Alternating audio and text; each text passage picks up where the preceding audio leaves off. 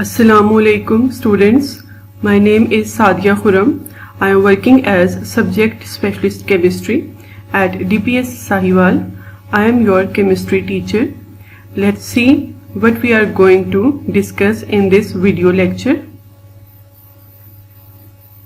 Chapter number 3, Gases. You have learned about properties of gases, properties of liquids, properties of solids and units of pressure in your previous lecture. Next we are going to discuss some gas laws. There are few gas laws in this chapter. Which will you learn? Boyle's law, Chorlus law, Avogadro's law, Dalton's law and Graham's law. Our today's topic is Boyle's law. By the end of lesson, you will be able to define Boyle's law, explain its mathematical expression, explain graphical explanations, solve numerical problems. First of all, we will see what is meant by gas laws. The relationship between volume of given amount of gas and the changing conditions of temperature and pressure are called gas laws. हम लोग देखेंगे कि किसी भी gas का जो volume है उस पर क्या फर्क पड़ेगा अगर हम टेम्परेचर को चेंज करेंगे तब, या फिर हम प्रेशर को चेंज करेंगे तब उस वॉल्यूम पर क्या फर्क पड़ेगा. वो जो रिलेशनशिप हमारे सामने आएगा उसको हम नाम देंगे गैस लॉज का. देयर आर 4 पैरामीटर्स जिनको हम आपस में रिलेट करके डिस्कस करेंगे.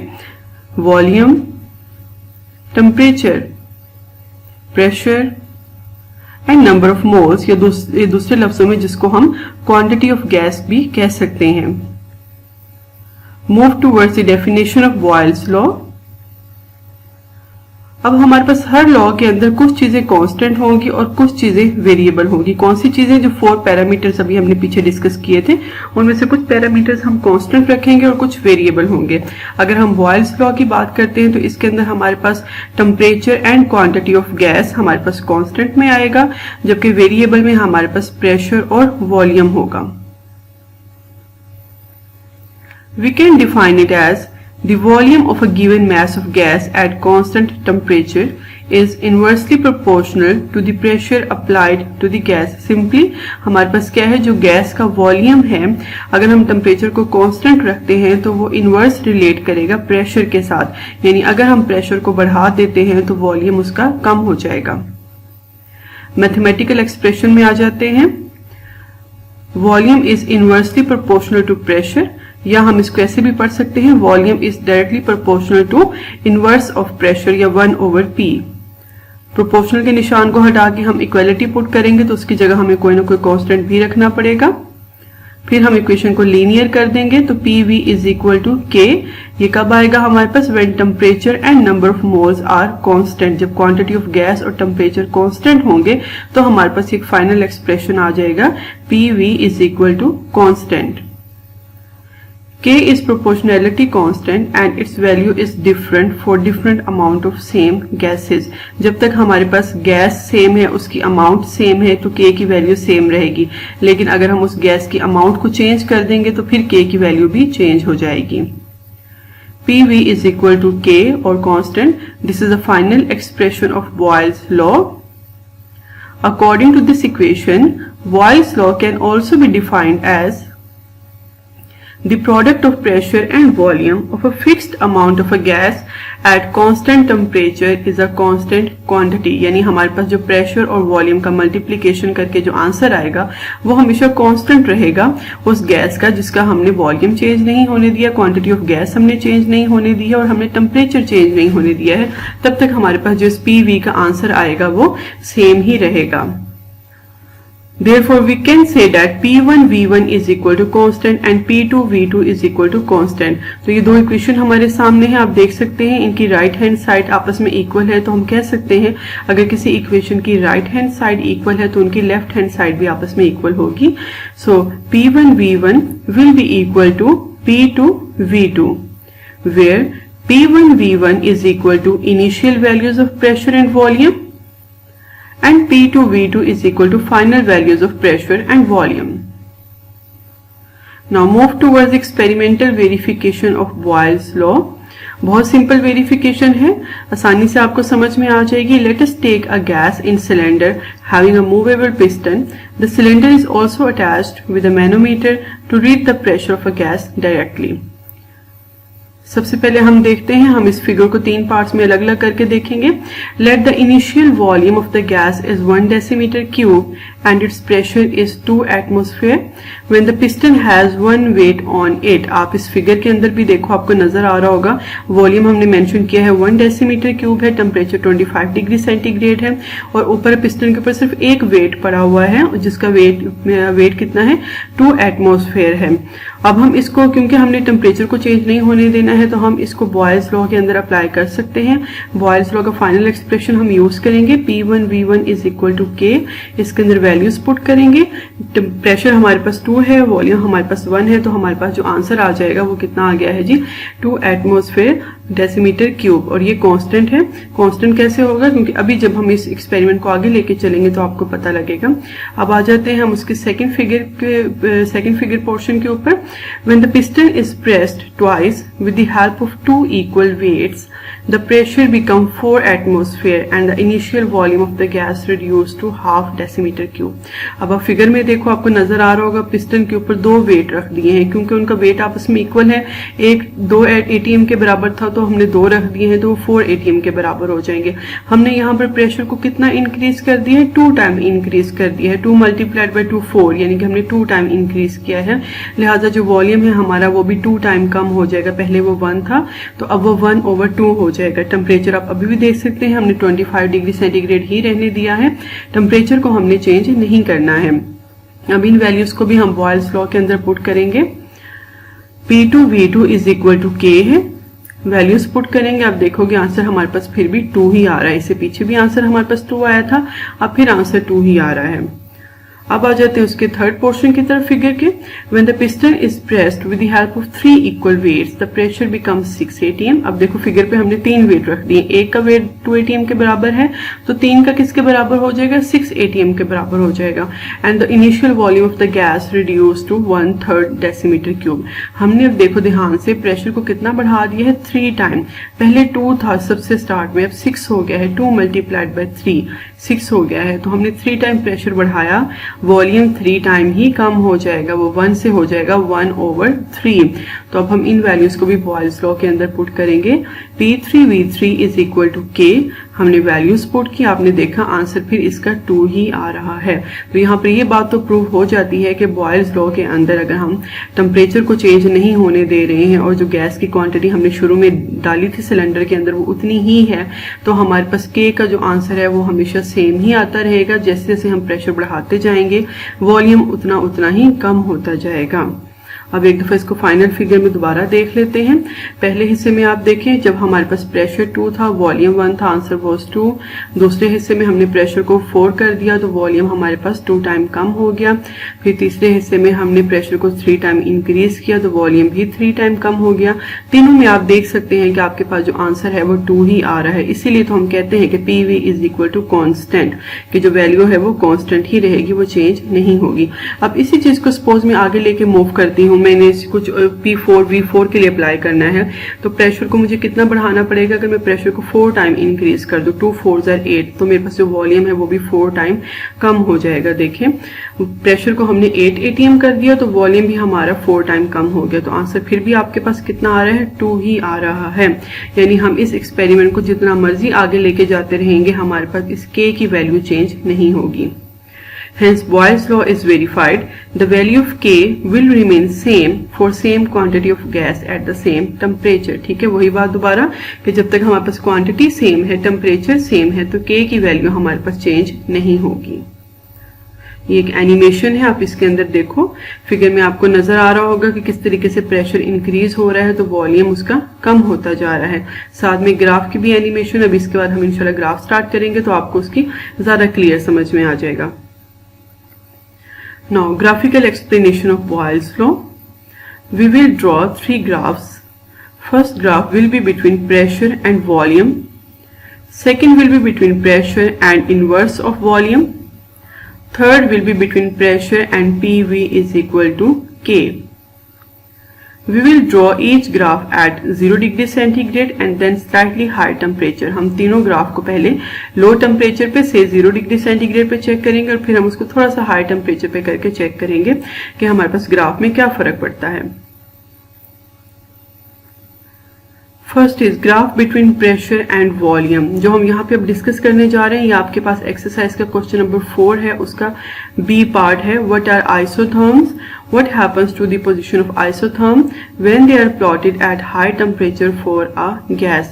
हम इसको भी साथ साथ डिस्कस कर लेंगे. जो हमारे पास graph between pressure and volume का आंसर आएगा वही हमारे पास इस क्वेश्चन नंबर 4 के बी पार्ट का आंसर आएगा. क्वेश्चन नंबर 4 का जो ए पार्ट है वो बहुत इजी है. हमने इससे पीछे जितना पोर्शन पढ़ा है बॉयल्स लॉ और उसकी एक्सपेरिमेंटल वेरिफिकेशन वो उसके ए पार्ट में आएगी. तो ये हमारे पास बी पार्ट है. देखते हैं इसको.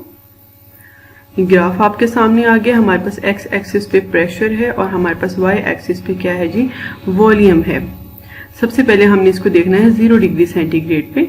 Late us take a particular amount of gas at a constant temperature से 0 degree centigrade and enclose it in a cylinder having a piston on it. If we increase the pressure, the volume decreases. यही तो हम पढ़ते आ रहे हैं अभी तक कि हम प्रेशर को बढ़ाएंगे तो वॉल्यूम ने कम हो जाना है.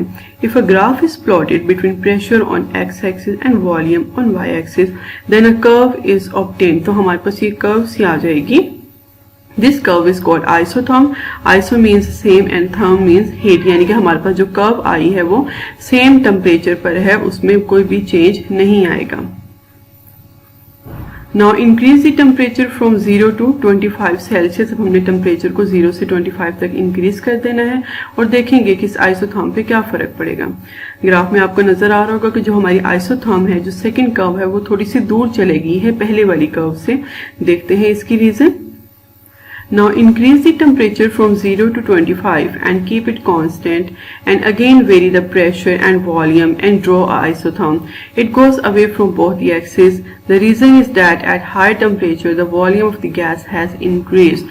बहुत सिंपल इसकी रीजन है कि जब हमने टेम्परेचर को इंक्रीज कर दिया है तो हमारे पास जो गैस का वॉल्यूम है वो इंक्रीज हो गया है.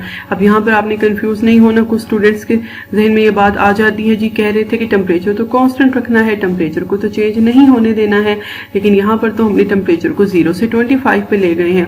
तो एक बात जहन में रखनी है, हमने जब एक दफा हम एक्सपेरिमेंट कर रहे थे, जो पहली कर्व है ये पूरी हमने 0 डिग्री सेंटीग्रेड पे ली है. जब तक हमारे पास ये पूरी कर्व नहीं आ गई थी, हमने सारी रीडिंग्स नहीं ले ली थी, हमने टेम्परेचर को 0 ही रहने दिया था. उसके बाद फिर दोबारा से हमने कहा हम इसको एक्सपेरिमेंट को एक दफा और करते हैं, तो हमने टेम्परेचर को जरा इंक्रीज करके चेक किया. तो अब टेम्परेचर को हम ले गए हैं 25 पे. अब 25 वाले टेम्परेचर पे जब तक हम ये पूरी सेकंड कर्व नहीं ले लेते, हम टेम्परेचर को इसको 25 ही रहने देंगे, यहाँ चेंज नहीं होने देंगे. इसका मतलब है कांस्टेंट टेम्परेचर, कि जब हमने एक दफा एक्सपेरिमेंट शुरू कर दिया है तो फिर हमने टेम्परेचर को चेंज नहीं करना है. एक्सपेरिमेंट शुरू करने से पहले टेम्परेचर चेंज किया जा सकता है, लेकिन जब हम शुरू कर दें फिर हमने टेम्परेचर चेंज नहीं करना है. Similarly, if we increase the temperature further, make it constant and plot another isotherm, it further goes away from the axis. अब इसके बाद सपोज दैट मैं 100 डिग्री सेंटीग्रेड पे काम करने लगूं तो जो कर्व है वो तीसरी कर्व बनेगी, वो इससे भी दूर चले जाएगी. हर दफा जैसे से हम टेम्परेचर इंक्रीज करते जाएंगे गैस का वॉल्यूम इंक्रीज हो जाएगा, लिहाजा जो कर्व है वो पहली कर्व से दूर होती जाएगी. ये देखें जरा, मैंने वही वाली कर्व 2 बनाई हैं आपके सामने, इनको जरा यहाँ चेक करें. जब हमारे पास T1 था, यानी कि जब हमारे पास लो टेम्परेचर था, तो आप देखें 6 atm प्रेशर के ऊपर जो वॉल्यूम आ रहा है वो कितना आ रहा है? 2 डेसीमीटर क्यूब है. अब उसी प्रेशर के ऊपर जब हमने टेम्परेचर को जरा इंक्रीज किया तो जो हमारी T2 की लाइन है वो वॉल्यूम को कहाँ कट कर रही है? 4 डेसीमीटर क्यूब पे. इसका मतलब है कि टेम्परेचर बढ़ाने से वॉल्यूम इंक्रीज हो गया है. लो टेम्परेचर पे हमारे पास प्रेशर कितना था? 6 atm था. वॉल्यूम कितना था? 2 डेसीमीटर क्यूब था. हमने टेम्परेचर को थोड़ा हाई कर दिया. हाई टेम्परेचर पे प्रेशर अभी भी 6 atm है, जबकि जो वॉल्यूम है हमारे पास वो कितना हो गया? 4 डेसीमीटर क्यूब. ये सिर्फ आपको समझाने के लिए सपोज्ड रीडिंग्स है. डेफिनेटली जब हम एक्सपेरिमेंटली इसको परफॉर्म करेंगे तो रीडिंग्स डिफरेंट आ सकती हैं depending upon the gas and quantity of gas. तो ये तो सिर्फ सपोज्ड कैलकुलेशंस हैं आपको समझाने के लिए कि जब हम टेम्परेचर इंक्रीज करते हैं तो वॉल्यूम भी इंक्रीज कर जाता है, जिसकी वजह से कर्व हमारी थोड़ी सी ऊपर चले जाती है. Now second graph between pressure and inverse of volume, ये हमारे पास क्वेश्चन नंबर 4 का सी पार्ट बी है. Why do we get a straight line when pressure exerted on a gas are plotted against inverse of volume? This straight line changes its position in the graph by varying the temperature. Justify it. ठीक है, इसका answer भी आपको मिल जाएगा. हम low temperature पे check करेंगे. ये ग्राफ आ गया है आपके पास. If a graph is plotted between pressure on y-axis and inverse of volume on x-axis, then a straight line is obtained. This shows that pressure and inverse of volume are directly proportional to each other. ठीक है, बहुत simple बात है कि जब हम pressure बढ़ाते हैं तो वॉल्यूम कम होता है. अगर वॉल्यूम कम होता है तो इनवर्स ऑफ वॉल्यूम ज्यादा होना चाहिए. तो हो गया ना प्रेशर और इनवर्स ऑफ वॉल्यूम के दरमियान डायरेक्ट रिलेशन. दोबारा देखें, प्रेशर बढ़ाने से वॉल्यूम कम होता है. अगर वॉल्यूम कम है तो इनवर्स ऑफ वॉल्यूम ज्यादा होना चाहिए, यानी प्रेशर बढ़ाने से इनवर्स ऑफ वॉल्यूम भी ज्यादा हो जाता है. और जब भी हम कभी दो डायरेक्ट क्वांटिटीज के दरमियान ग्राफ ड्रॉ करते हैं तो हमारे पास इसी तरह से एक स्ट्रेट लाइन आ जाती है. This line will meet at origin, which means when pressure is very close to zero, then the volume is very high that its inverse is very close to zero. ठीक है, वही बात है कि जब pressure zero तो volume उसका इतना ज्यादा है कि उसका इनवर्स ऑफ वॉल्यूम भी हमारे पास जीरो ही आएगा. अब इसी ग्राफ को हम थोड़ा हाई टेम्परेचर पे देखेंगे. वही बात जो हमने पिछली कर्व में देखी थी कि जो हमारी लाइन है वो थोड़ी सी दूर चले जाएगी पहले वाली लाइन से. By increasing the temperature from T1 to T2 and keeping it constant, we will get straight line and other straight line. This straight line will be closer to the pressure axis. हम ऐसे भी कह सकते हैं कि ये pressure axis के करीब हो गई है, या ये inverse of volume वाला जो axis था उससे थोड़ी सी दूर चले गई है. अब इसकी रीजन आपको जरा इस ग्राफ में जरा क्लियर नजर आ जाएगी. जरा देखिए इसको. जब हमारे पास प्रेशर 4 atm था उसके वक्त आप देखें जब हमारे पास जो T1 वाली लाइन है, T1 की जो स्ट्रेट लाइन है वो इनवर्स ऑफ वॉल्यूम के एक्सिस पे राउंड अबाउट आ रही है, 3.2 की वैल्यू दे रही है. और उसी प्रेशर के ऊपर जो हमारी T2 की लाइन है अगर हम उसको देखें तो वो हमारे पास इनवर्स ऑफ वॉल्यूम में 2 की रीडिंग दे रही है. यानी कि अगर हम टेम्परेचर को बढ़ाते हैं तो इनवर्स ऑफ वॉल्यूम उसका कम हो जाएगा. क्यों? क्योंकि टेम्परेचर बढ़ाने से वॉल्यूम ज्यादा होता है. अगर वॉल्यूम ज्यादा होगा तो डेफिनेटली इनवर्स ऑफ वॉल्यूम उसका कम हो जाएगा. ठीक है, देखें at low temperature pressure was 4 atm, तो हमारे पास इनवर्स ऑफ वॉल्यूम तकरीबन 3.2 डेसीमीटर क्यूब आ रहा है.